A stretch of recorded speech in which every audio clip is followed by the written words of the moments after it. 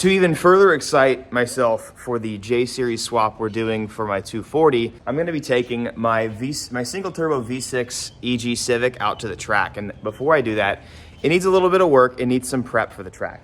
I haven't really touched the car except for fixes since I bought it. The car has been built really well and it was very solid. I mean, I replaced and fixed a ton of things that it needed. But the car, we retuned it and checked it on ethanol on E85. It makes 550, 550. And that's on a low reading dyno. And that was like, I think it was literally like 551 horsepower and like 549 torque. It's crazy what these J-Series engines can do. But one of the most unsafe things about this car, well, I gotta show you guys this. Never, ever, ever do this, guys. This guy installed the 4-point harnesses to the floor, even though he had a harness bar. Now, the harness bar is definitely in an odd location, but it might just because of the seat. Now, I also just don't have racing seats. I have some Corbos floating around my shop, but I don't have the seat brackets for them. So we're gonna have to make do with what we have and figure something out. I might have some leftover Civic seats. I was gonna go to Jose de Lira's and pick up the ones in my blue Civic, but he's been sick, so I can't do that. So anyways, I've got to prep the car and we're going to take it to the track. I'm really excited to rip this thing and see what it actually does on a quarter mile, because on the street, even on 28s, it's absolutely useless. Like, this tire doesn't hook. Even I have them at 10 PSI. I don't think a lot of people understand the amount of torque that this car produces.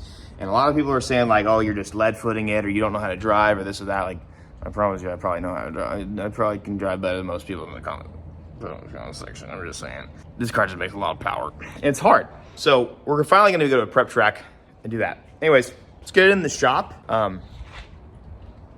It's raining. Gross. Let's do some work.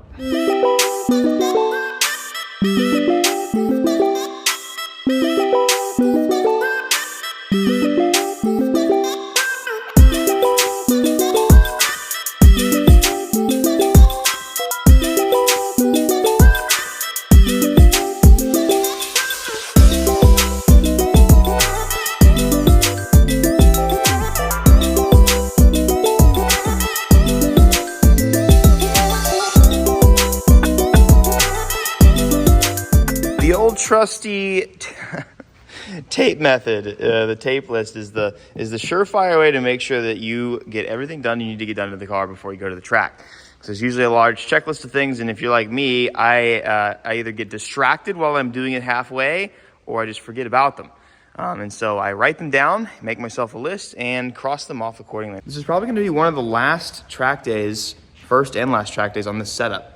Only reason I say that is because I may end up using this engine in the 240 because it's a smaller one, smaller displacement. I'm probably going to end up using a smaller turbo than this one so that it makes torque and still makes about, it can still make 550, 600 on a smaller turbo than that. I have a J35 on the way.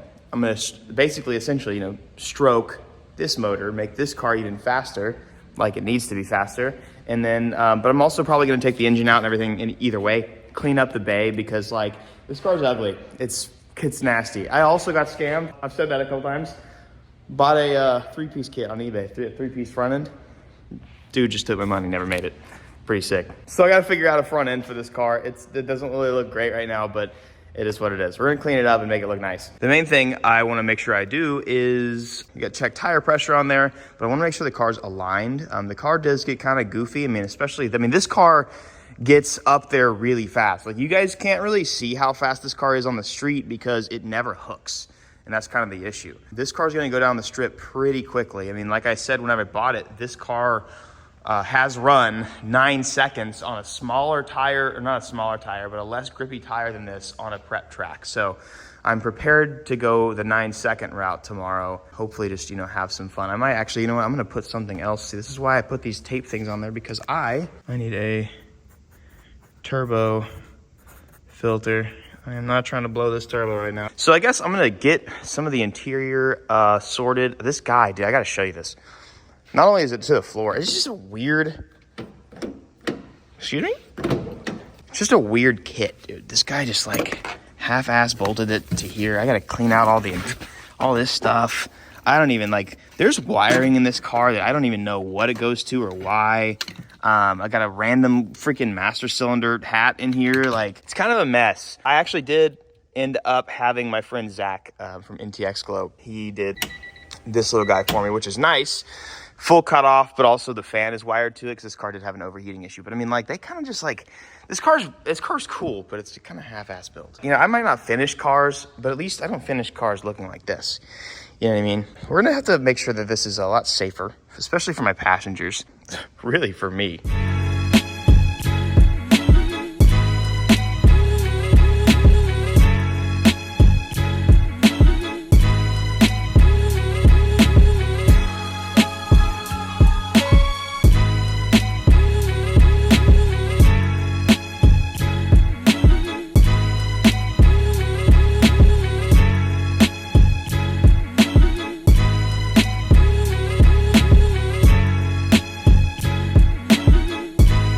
You guys check this out though. Check out this custom stitching. They put all this effort into making the seat look cool, but the seat doesn't even freaking fit in the car. Check it out, boys. Hold on. Woo! Speed shop. Oh boy, this is sick, dude. Check her out, boys. Oh my God, how sick is that? Get that crap out of here.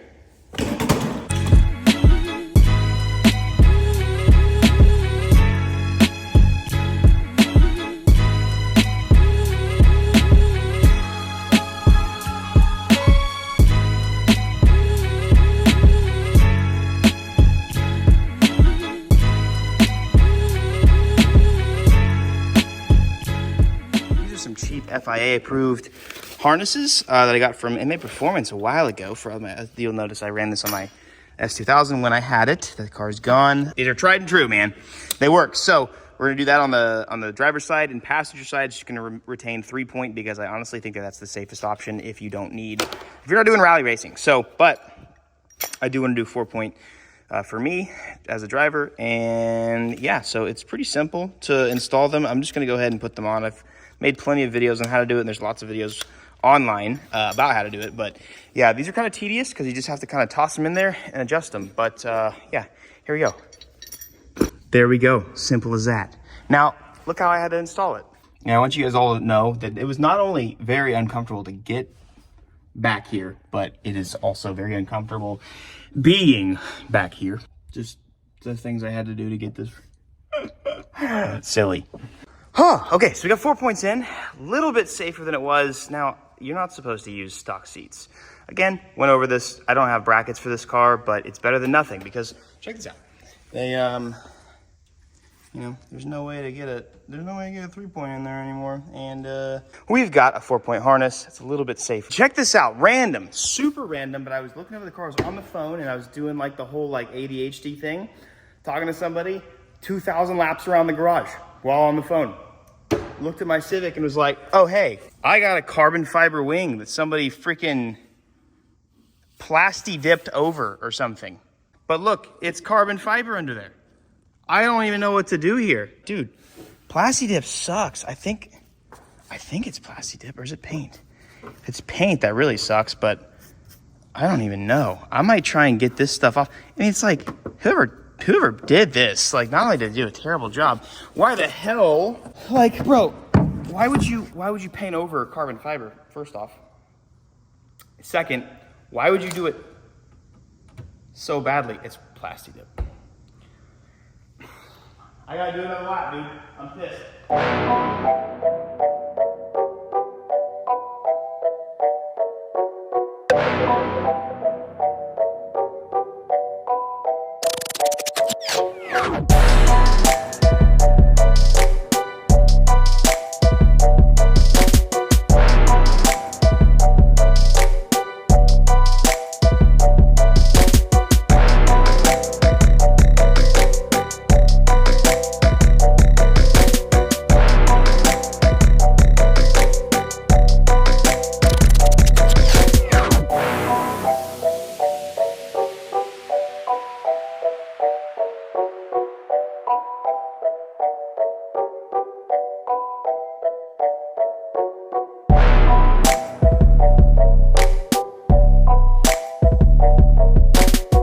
I'm just gonna be completely honest here.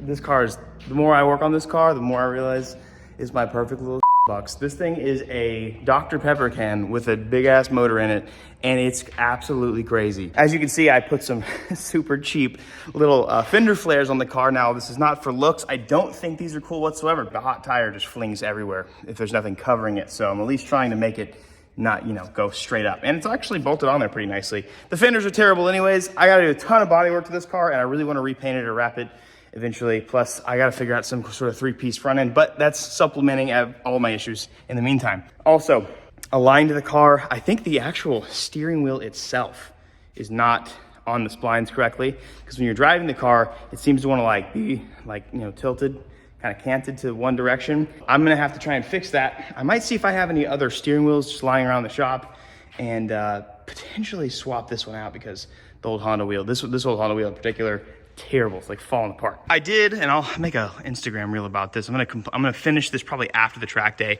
but I did actually get most of the carbon fiber exposed again. Now, probably needs some epoxy on top of it before I clear coat it, but I'm gonna clear coat it again and make it look amazing. So that's kind of sick. If you look at that, dude, look at this. So dope, dude. I need to take the car for a drive and make sure everything's solid. And then I'll probably go ahead and wheel it into the trailer after that. I'm pretty excited. So I have R1 Concepts, or DFC brakes and pads. And this car actually stops really well. This car had a braking issue whenever I first got it, and it no longer has that problem. Dude, I don't care how dumb these fenders look. It looks cool with that little bit of gap closed up. It actually looks a little, it's insane to admit this, but it looks a lot better. At what cost? But it looks a little bit better. Now I got a little bit of caster, so it doesn't seem to fill the fender out very well, but whoever cut these fenders did an awful job. Last thing I need to do is probably find a little turbo guard for it. It's not gonna make a huge difference, but I did clean the car up a little bit. Engine bay's a little bit cleaner. The interior's good. We've got the harnesses in. I'm gonna snap my fingers, and if I snap my fingers and the wheel hasn't changed, then it's because I didn't have any wheels around my garage. But yeah, if I didn't do a transition there, I didn't have any wheels around my garage. So let's go take it for a drive. Just gonna make sure she feels good.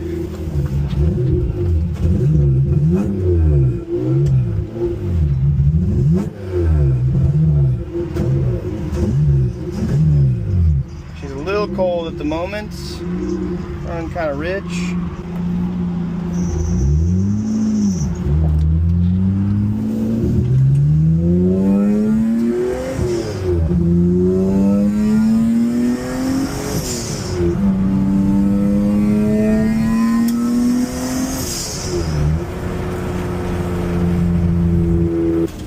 You can just hear my the tires are finally getting warm, so I'll do one more good pull. You can hear it constantly picking up like rocks and stuff. It's hilarious. What's hard with this too is the lack of sense of speed. You guys obviously aren't feeling everything I'm feeling. These cameras have a wide angle, which have a really good way of making things seem a lot less fast than they are. Take a ride in this thing in my invisible seat, and I think a lot of people will change their minds. Like, I've been in some really fast VA cars, but this thing's a whole different ballgame.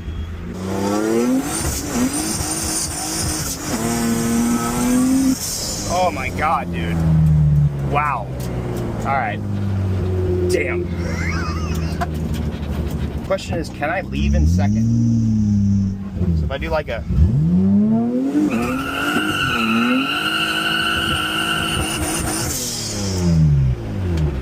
this car has too much power. I need it in a drift car. I need this in a drift car, bro. So this is the second gear I just left in.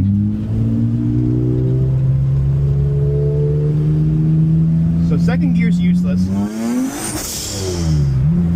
There we go.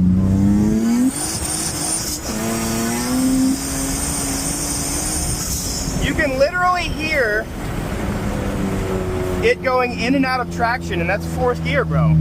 That's unbelievable. That's insane. This car's crazy. It's gonna be sick finally getting it to the point to where it's out of track and really ripping, because I have done so much to this car. I've done all bushings. I've done bushings, a bunch of suspension stuff, knuckles, tie rods, you name it. This car is solid. It's ready to go 140 miles an hour if I have to. Let's take, for example, the nighttime driving video that I had.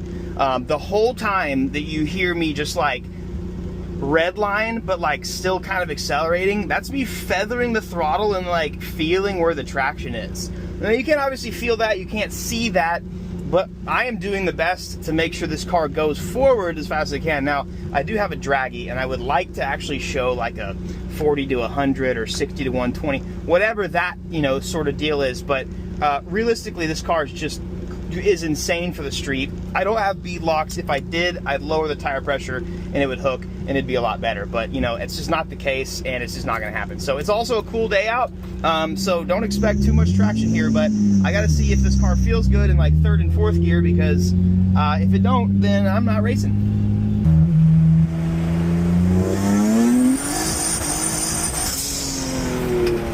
So that's the tires spinning. But the thing that a lot of people don't see is like there's like a threshold, right? Like your tires can spin but still be giving you forward momentum and still be getting grip. There's like this, like imagine it in like an axis. Like you have grip and then you have wheel spin. Eventually like it meets grip and it's still gripping, but it's just not like planted. And so obviously that's why you just air it down, but I'm not gonna drive around on like 5 PSI on non-bead locks. That's silly. Okay. First gear's useless if it's not on the track. So like that's me about half throttle right there. That was half throttle third gear or second gear. This is me like half throttle. I gotta build in the boost. Like that was probably, if I had something connected to TPS, I would bet you money that that's like 40 to 60% throttle somewhere in there. Let's do third gear, try and see what happens here. Wait till this.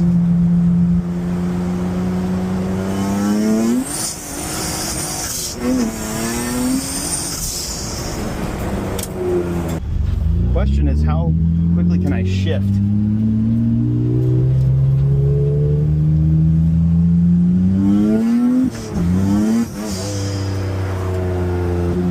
So it's like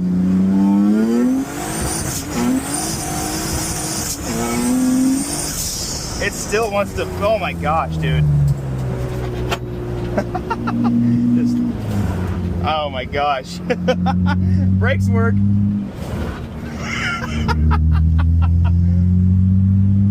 Track, I'm gonna have to experiment, but I don't know if I'm gonna actually be able to leave in first gear. Like these tires are really tall and it really extends the amount of time I have, but we're just gonna have to see. I might have to leave in second gear because that could make or break, you know, a whole second off of my time. The goal is to run 9s because I've seen this car on a similar tire run a 9. I'd like to try and break that, be faster, shift better, you name it. But really it's just gonna be kind of trying to dial the car in, feel it out, and truly like drive the car harder than I ever have.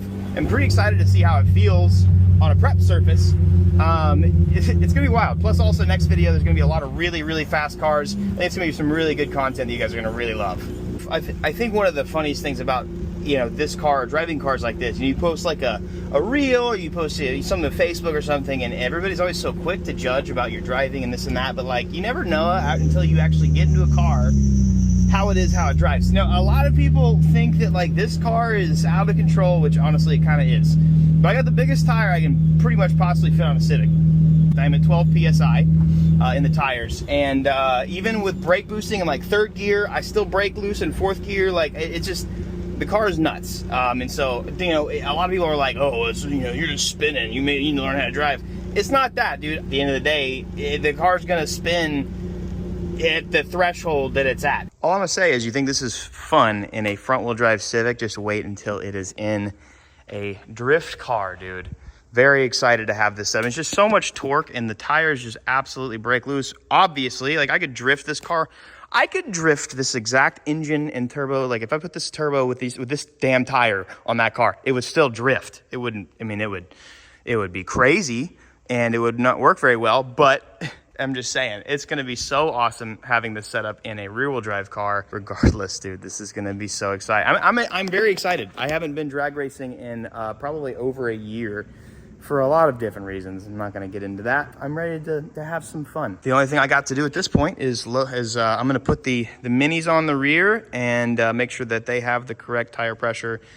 And then all I got to do is load her up into the enclosed, and then we'll have some fun tomorrow. So make sure you guys are subscribed, and do me a favor and hit the like button. That would do me a huge favor. My hair actually just is standing up. That's how much wind was. That's how fast this dang car is, bro. Let's have some fun. I give daily advice every single video I make.